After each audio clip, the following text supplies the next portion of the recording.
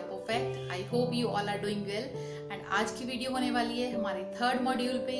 जी हाँ, हम कर रहे हैं अपना English basic learning course and जिसका थर्ड मॉड्यूल जो कि है रीडिंग, वो उसके बारे में हम आज बात करेंगे। सो बेसिकली रीडिंग है क्या? रीडिंग है कि आप कोई भी कंटेंट पढ़ रहे हैं इंग्लिश में एंड आप उसका मतलब समझ पा रहे हैं कि उस कंटेंट में लिखा क्या है।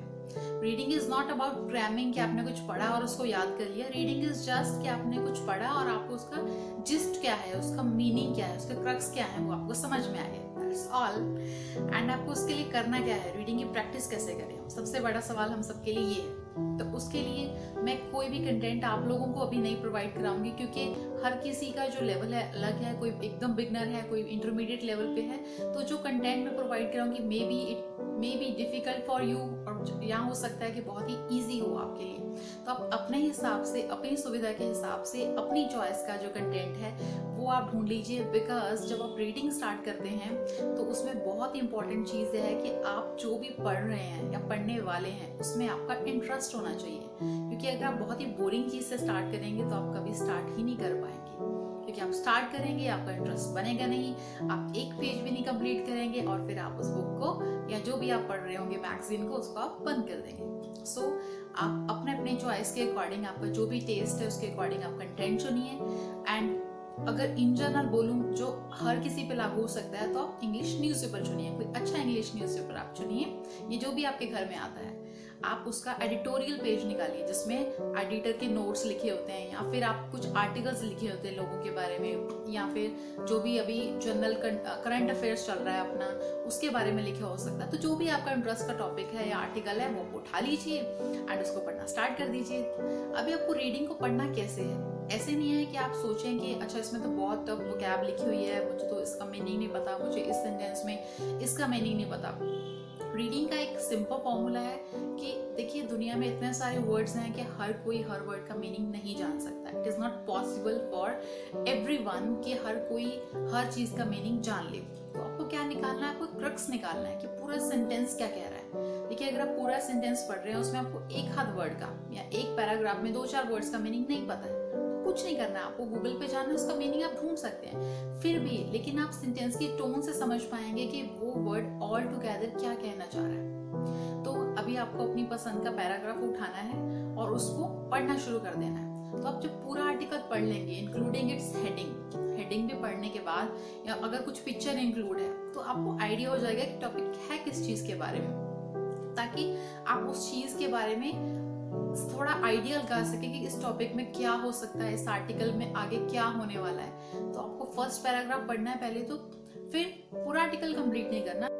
या लास्ट पैराग्राफ पढ़ के कोई आइडिया लगा पा रहे हैं, अगर हाँ, इट मीन्स कि आपको आर्टिकल समझ में आ रहा है। अभी आपको पूरा आर्टिकल रीड करना है। जो जो वर्ड्स के मीनिंग आपको नहीं पता चले हैं, आप उसको अंडरलाइन कर लीजिए न्यूज़पेपर पे, या जो भी आप बुक कर रहे हैं पेंसिल से करिए, ताकि बाद में अगर आपको इरेज करना पड़े या किसी और ने वो चीज़ यूज़ करनी हो, बुक या पेपर, वो इजीली पढ़ सके। तो आप पेंसिल से नोट डाउन कर लीजिए कहीं भी अपनी नोटबुक जो भी आपने स्टार्ट करी हुई है, उसको अंडरलाइन करने के बाद फिर उसका मीनिंग ढूंढिए। एंड मीनिंग आपको कैसे ढूंढना है, जैसे हम किसी भी सर्च इंजन पे जाते हैं तो हम वर्ड डाल देते हैं और लिखते हैं मीनिंग। नो, कभी भी आपको डायरेक्ट मीनिंग नहीं ढूंढना, और मीनिंग को कभी भी अपनी भाषा में तो नहीं ढूंढना है, बिल्कुल नहीं ढूंढना है। ऐसे नहीं कि meaning in Hindi, meaning in Punjabi, और जो भी आपकी लैंग्वेज है, आपकी लोकल लैंग्वेज जो भी है, वैसे नहीं ढूंढना है। आपको क्या करना है, जो भी वर्ड का मीनिंग नहीं पता है, उस वर्ड को डालना है, वर्ड डाल के इन सेंटेंस लिख देना है, ताकि पहले तो आपको पता चले कि उस वर्ड को सेंटेंस में और कैसे यूज कर सकते हैं। फिर उसका मीनिंग आपको इंग्लिश में सर्च करना है। उस वर्ड को डाल के छोड़ दीजिए, एंटर कर दीजिए जो भी सर्च इंजन आप यूज कर रहे हैं। उसके बाद आपका उसके नीचे लिखा आ जाएगा, उसकी प्रोनाउंसिएशन भी दी होगी, क्योंकि अगर वो वर्ड डिफिकल्ट है, आपको उसका मीनिंग नहीं पता है, तो हो सकता है कि आप उसको अच्छे से प्रोनाउंस भी ना कर पाए।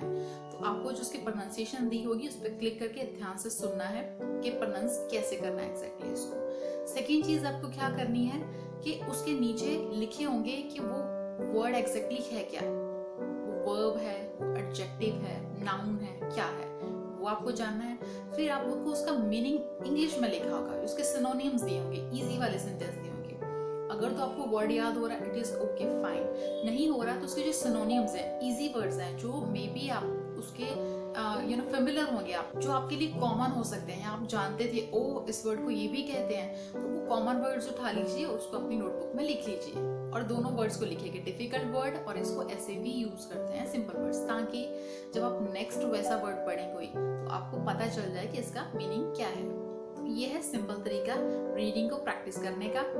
एंड इसके अलावा और आप क्या कर सकते हैं, न्यूज़पेपर आर्टिकल क्या हो गया कि वन टाइम एक्टिविटी है कि आपने आज पढ़ा और छोड़ दिया, या तो आप इसको अपनी हैबिट बनाइए कि डेली आपको एक आर्टिकल पिक करना है और उसको रीड करना है। इससे भी बेटर मैं आपको सजेस्ट करूंगी, अगर आपके पास कोई बुक है, मैं ये नहीं कहूंगी कि हर किसी के पास बुक्स हैं, अगर है तो आप बुक उठा लीजिए, अगर नहीं है तो जैसे आपके घर में कोई स्टूडेंट होगा या कुछ होगा, आप उनकी बुक में से, जैसे आपको स्टोरीज पसंद है आप स्टोरीज उठा लीजिए, नॉवल पसंद है तो वो उठा लीजिए, या फिर आपको साइंस या फिक्शन ये सब चीज़ें पसंद है तो आप साइंस का कोई टॉपिक उठा लीजिए और उसको पढ़ना शुरू कर दीजिए बुक को। उससे क्या होगा, जब आपके पास कंटेंट होता है तो आपकी क्या फ्लुएंसी बनती है, आपकी आप रेगुलर होते हो कि आपको डेली कंटेंट मिल जाना है। ऐसा नहीं कि आपने एक कंटेंट कहीं से उठाया फिर अगले दिन आपको समझ नहीं आ रहा है कि अब मैं क्या पढूं, अब व्हाट इज नेक्स्ट।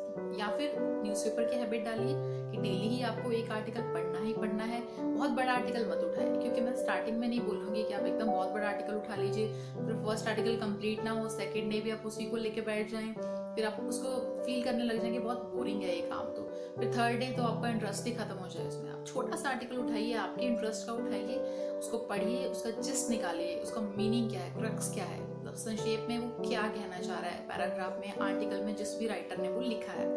इतना ही आपको करना है, ये रीडिंग की प्रैक्टिस है। एंड अगर आप आइल्स की प्रिपरेशन कर रहे हैं, उस पर्पज से रीडिंग कर रहे हैं, तो मैं आपको बोलूंगी तो अपनी चॉइस भूल जाइए, अपनी चॉइस के नहीं, आप आर्टिकल्स ढूंढिए। अगर आप एकेडमिक आइल्स करना चाह रहे हैं तो आप साइंस से रिलेटेड टॉपिक्स पढ़ने शुरू करिए, बुक में भी होते हैं, न्यूज़पेपर में भी होते हैं, तो उस तरह के आर्टिकल्स चूज करिए पहले।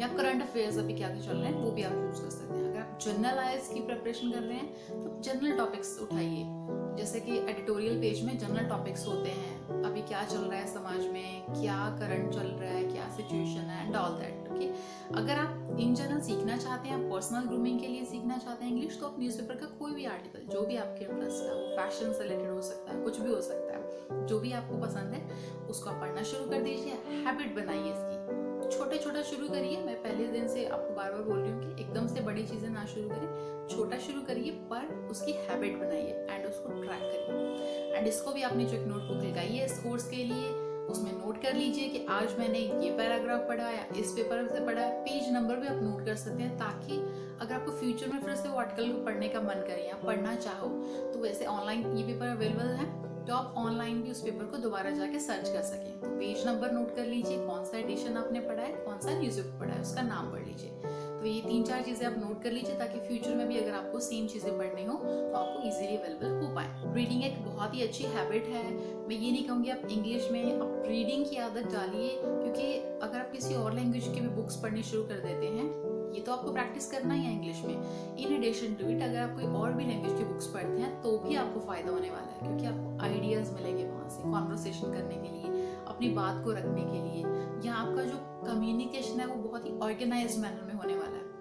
ओके, सो रीडिंग की हैबिट को जरूर बनाइए। एंड मैंने जैसे अपनी प्रीवियस वीडियो में भी कहा था कि good readers are good writers. So अपना जो नेक्स्ट मॉड्यूल आने वाला है तो उसमें भी आपको हेल्प होने वाली है, अगर आप अच्छे रीडर बन जाओगे तो रीडर बनना कोई मुश्किल बात नहीं। हाँ, आप शुरू में बहुत बड़ा टारगेट मत ले लीजिए। मैं पहले ही दिन से बोल रही हूँ कि रियलिस्टिक गोल्स लीजिए, ताकि आप उनको अचीव भी कर पाएं और बाद में आपको मोटिवेशन में मिलेगी, यस आई डिड इट, तो वो फीलिंग आनी चाहिए आपको। That's all for today's video, see you soon.